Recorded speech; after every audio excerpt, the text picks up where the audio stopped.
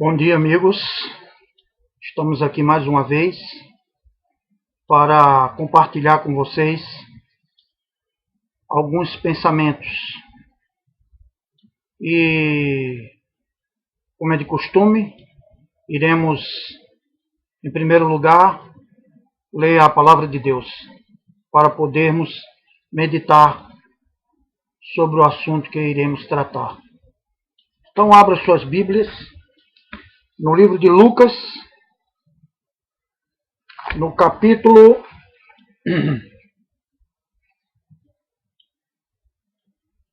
9, nos versos 51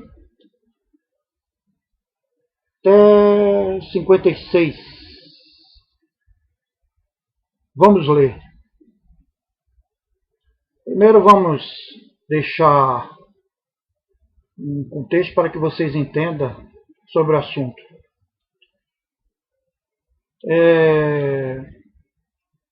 Aqui fala, na própria Bíblia, fala sobre os samaritanos que não recebem a Jesus.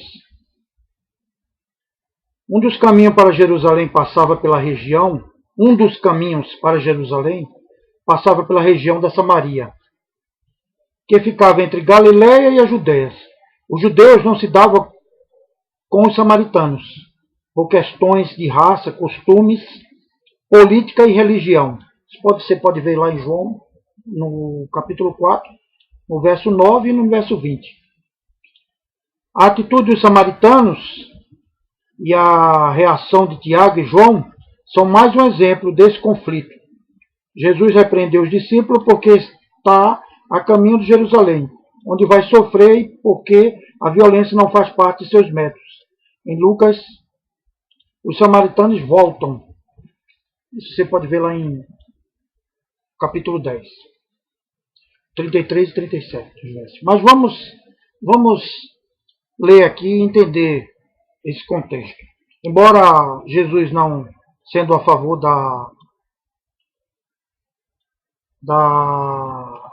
da guerra em si, da violência, vamos entender e vamos ver o outro lado da moeda.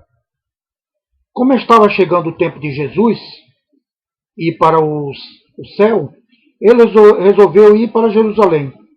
Então mandou que alguns mensageiros fossem na frente.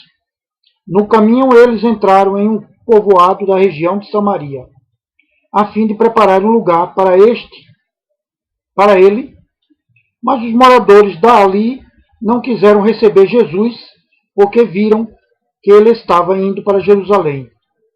Quando seus discípulos Tiago e João viram isso, disseram: "O Senhor quer que a gente mande descer fogo do céu para acabar com essas pessoas?" Porém, Jesus, virando-se para eles, os repreendeu. Bom, nesta versão, não diz qual foi a repreensão de Jesus. Mas eu tenho aqui, então ele disse assim, "Vós não sabeis de que espírito sois?" Então os discípulos foram para outro povoado. Bom, só até aí. Quero deixar relatado. Eu, como já havia dito que os samaritanos não se davam bem com os judeus, portanto, a vida era dividida entre eles. Mas o que eu quero deixar é que a vida é cheia de incidentes, tão comuns e corriqueiros, quanto corrente. Quanto mais a gente não quer, mas sempre está aparecendo algum tipo de problema. Muitos presenciam o que está acontecendo no nosso meio, aí na redondeza no mundo. E o que temos que enfrentar diante de tanto da sociedade corrupta, má quanto seus objetivos ante a outros tipos de religiões, exterminá-los. Vivemos momentos terríveis. Estamos acostumados a ver coisas boas e ruins, mas queremos observar do melhor, é claro. Quem é que não quer o que é melhor para a sua vida? Hoje necessitamos nos sentirmos cada vez mais felizes quando vemos o que é bom. O mundo contemporâneo nos parece muito sem futuro, quando vemos tais coisas acontecendo. Conquanto alguns possam achar que esse é o ideal que precisamos, pois almejamos liberdade, não podemos deixar de notar as calamidades que nos permeiam no nosso meio. Sejam essas catástrofes naturais, sejam essas guerras, perseguições aos cristãos, no mundo aí islâmico, e por que não dizer até em todo o Ocidente, visto que querem mudar até os valores morais. Pois bem, muitos alegam que deva ser, quando acontecem tais coisas, sofrimento, olho por olho e dente por dente. Embora pareça ser uma necessidade ante o avanço do mal, ante o avanço das tropas perversas, mesmo que queiramos, não podemos escapar de tal cumprimento, uma vez que a profecia é cumprida detalhadamente como foi dita pelos próprios profetas. Diante disso, do que ocorre, muitos querem a vingança e sentem a necessidade que o mundo, ou seja, os governos atuais, tomem partidos quanto às mortes daqueles que sofrem nas mãos dos perversos e, por que não dizer, do Estado Islâmico. Bom, é necessário que alguma coisa seja feita, porque ao menos todos nós almejamos um pouco de paz para aqueles coitados que vivem ante as perversidades e crueldades. É fácil para muitos, ou seja, para todos nós, julgarmos no sentido de não querer se posicionar a favor de uma reação mais drástica. Quando lemos sobre o espírito de mansidão, mas não podemos negar da real situação para esses que estão diante das mesmas, dos problemas acarretados para eles. E mais, sofrendo. Quantas vezes nos perguntamos se devemos fazer justiça, pois é de Deus o justo juiz, essa mesma justiça. Somos falhos e, além disso, devemos ter, muitos dizem, o espírito de cristão, como até próprio Jesus nos disse. Seria por causa disso que muitos não reagem quando levados à morte? Talvez seja a melhor resposta para seus algozes. Porém, o que não podemos admitir, que mesmo vendo-os nestas calamidades, acharmos que Deus não tem uma batalha a travar com seus inimigos. No tempo de Moisés, havia os amalequitas, que Deus pediu para que lutasse contra ele. O próprio Josué fez isso. No tempo de Davi, havia os seus inimigos, que eram os filisteus. E por aí vai, O problema que vemos é que não suportamos saber se estamos certos ou errados. Será que se a gente for contra eles, estamos fazendo o que Jesus quer que nós façamos? Ele nos disse, vós não sabeis de que espírito sois? Então, receamos agir, pois não nos achamos incapacitados, uma vez que não conhecemos bem o espírito que temos, e morremos de medo de sermos acusados de nos defender sobre o olho por olho e dente por dente.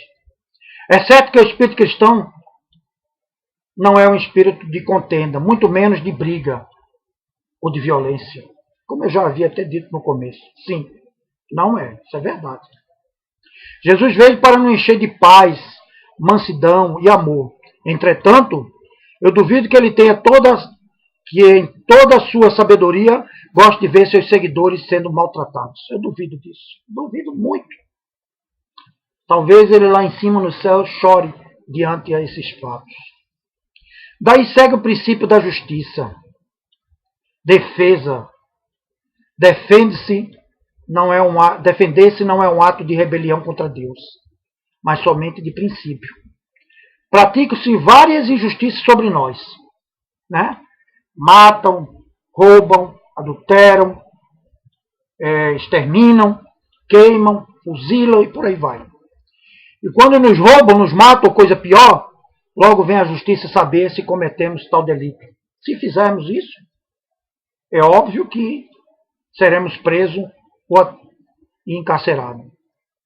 E com respeito a isso, temos que pagar caso seja descoberto algum crime que está entre nós. Aí não é o simples fato de sermos cristãos, amigos. Todos concordam que se um cristão for injustiçado, né, deva seu malfeitor pagar com a prisão. E eu duvido muito que quem for injustiçado não queira isso. Vamos citar um exemplo. Vamos dizer que alguém entra na sua casa, né, um revólver, ou até mesmo uma faca, e aí tente estuprar sua mulher e seus filhos. Você quer dizer que não almeja justiça diante do ocorrido? Duvido que não queiram.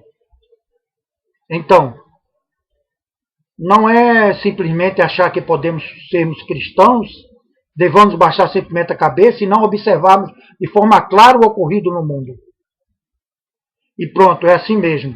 Pois nosso espírito não nos permite defendermos? Será? Ora, que pensamento mais infantil! Lutamos pelo que é bom. Lutamos para que esteja entre nós o certo. E que esteja entre nós porque assim queremos. Mas quando diante de tantos fatores sobrenaturais, naturais e reais, calamos-nos? Não, amigo. Não se pode achar porque somos cristãos devemos acatar todo tipo de crueldade e que fazem diante de nossos olhos se ficarmos quietos. Não, de jeito nenhum. Deus é de misericórdia. Ele é misericordioso, benevolente, mas também é justiça. Eu sei que você pode me dizer, Galhardo, é Deus, não somos nós. Ok, acredito nisso. Todavia alguém pode me provar que não podemos nos defender? Alguém pode provar isso? Será? Se alguém entra na tua casa e pega, como eu já havia dito, tua família e faz crueldade entre ela, você ficaria quieto? Duvido disso, a menos que seja um covarde. E eu acredito que entre cristãos verdadeiros não há. Poderias me dizer, nossa, que pensamento é esse? Não podemos nos vingar, pois somos cristãos. Amigo, aqui não se trata de vingança, mas de defesa. Não se pode compará-las, porque são distintas as coisas. Eu entendo que Deus quer nosso testemunho, para poder provar sua benevolência, sua bondade diante dos cruéis.